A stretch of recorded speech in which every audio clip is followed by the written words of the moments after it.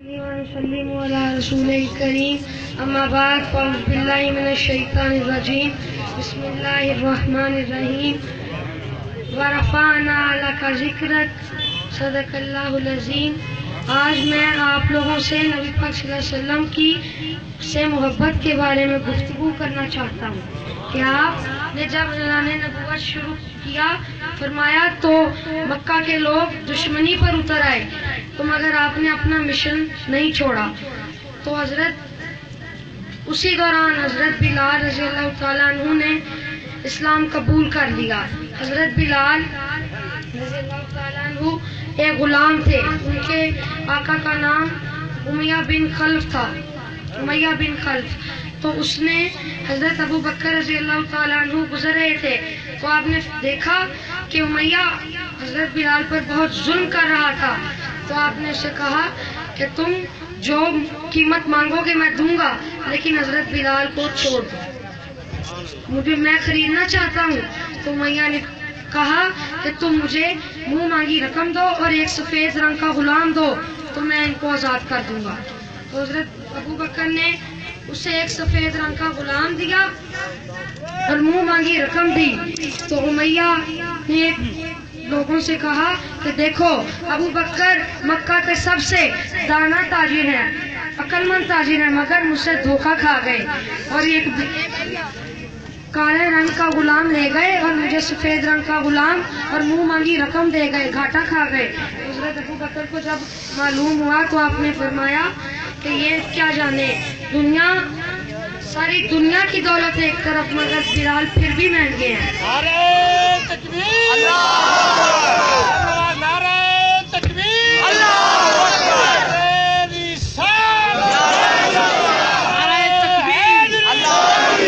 فخر ملت ظفر ملت سید نور حسین شاہ صاحب، آستانہ علی علی پور شہیدان شریف، آستانہ علی علی پور شہیدان شریف، حضور فخر ملت، حضور ظفر الملت، حضور نور الملت، حضور نور الملت، آستانہ علی علی پور شہیدان شریف۔ تو نبی پاک صلی اللہ علیہ وسلم جب حضرت ابو بکر خریدنے جا رہے تھے تو نبی پاک صلی اللہ علیہ وسلم کے پاس گئے اور عرض کی حضور میں بلال کو خریدنے جا رہا ہوں، وہ آپ کا بہت بڑا عاشق ہے۔ تو آپ نے فرمایا کہ ہمارا حصہ بھی ڈال لینا۔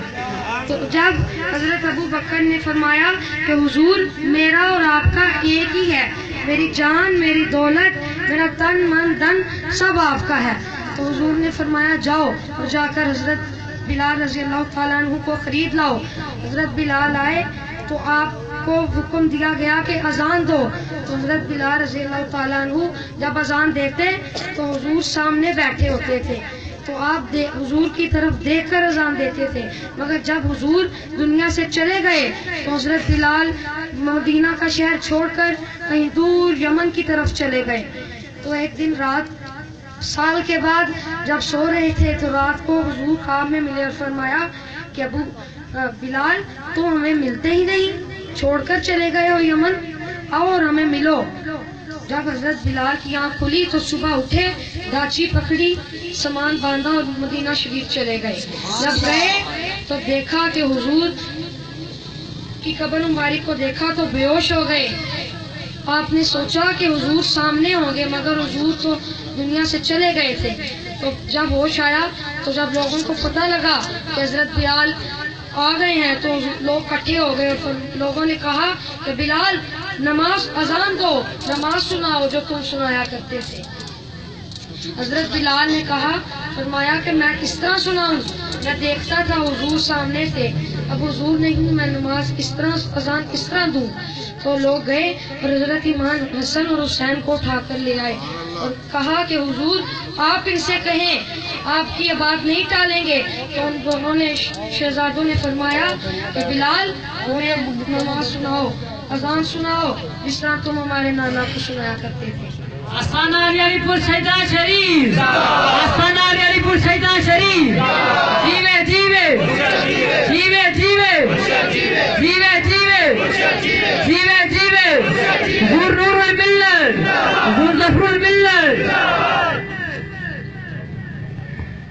تو حضرت بلال نے آپ دونوں شہزادوں کو گود میں بٹھایا اور دونوں کی تنیاں چومی اور فرمایا کہ اگر نبی پاک صلی اللہ علیہ وسلم فرمایا کرتے تھے کہ جو حسن اور حسین کو ناراض کرے گا وہ مجھے ناراض کرے گا، جو حضور کو ناراض کرے گا وہ اللہ کو ناراض کرے گا۔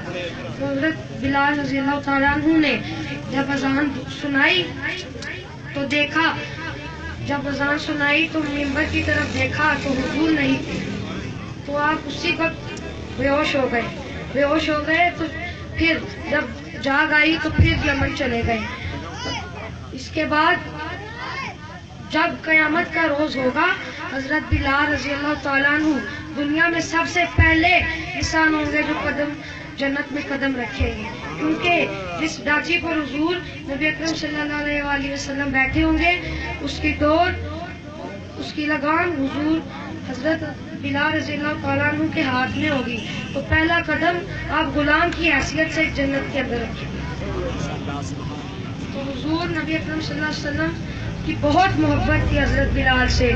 ایک اور واقعہ، جب حضور تبلیغ کر رہے تھے، جب اعلان نبوت کرتے تھے تو اسی دوران ایک اور واقعہ میں پیش کرنا چاہوں گا کہ ابو جہل حضور کا چچا تھا، اس نے حبیب یمنی یمن سے ایک بندہ جس کا نام حبیب یمنی تھا اسے بلوایا اور بلا کر کہا کہ تم ہمارے نبی اکرم صلی اللہ علیہ وسلم جو نبی اکرم ہے ان کو چیلنج کرو اور ان سے ان کے اسلام کے بارے میں غلط افواہ پھیلاؤ۔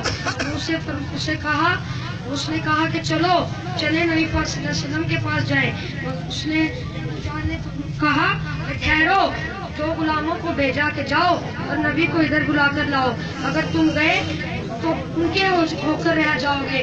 بلال بھی گئے واپس نہیں آئے، ابو بکر گئے واپس نہیں آئے، عمر گئے واپس نہیں آئے، اب تک جتنے بھی صحابہ اکرام گئے کوئی رک کر نہیں آیا، تو تم بھی ان کے اسلام کے دائرے میں آ جاؤ گے۔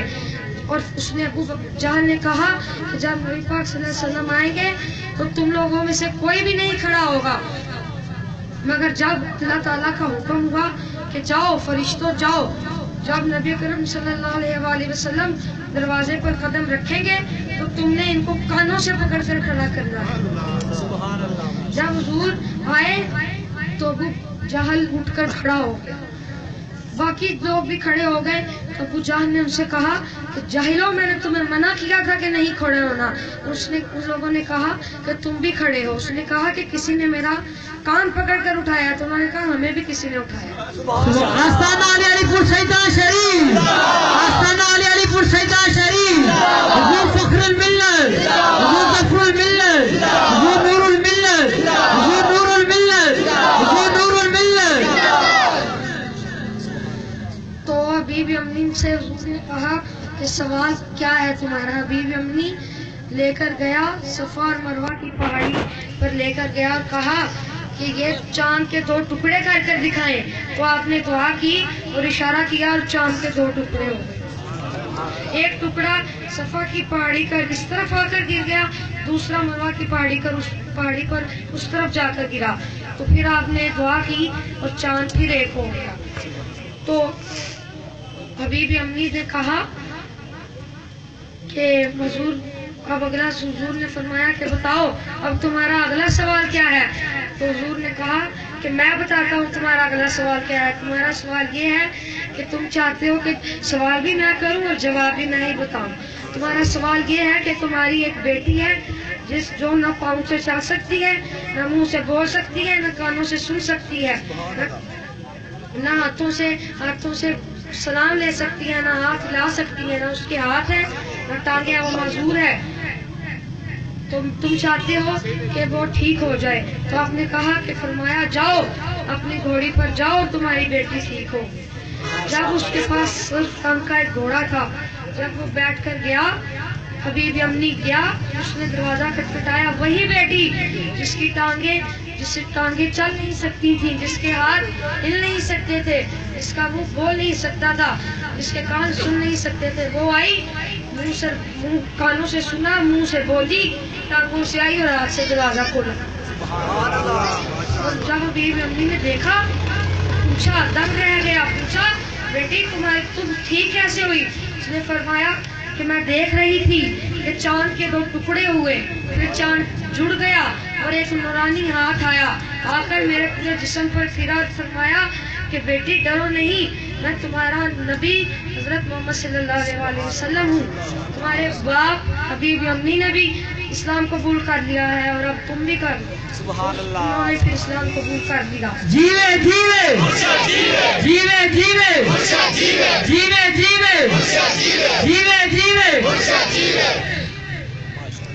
تو حضرت بلال اور حضرت سب صحابہ نے حضور سے بڑی محبت کی، اور جتنے بھی دنیا میں مسلمان ہیں سب سے میری یہی گزارش ہے کہ حضور سے محبت کریں اور زیادہ سے زیادہ درود پڑھا کریں۔ کی محمد سے وفا تو نے تو ہم تیرے ہیں، یہ جہاں چیز ہے کیا لوگ کرم تیرے ہیں۔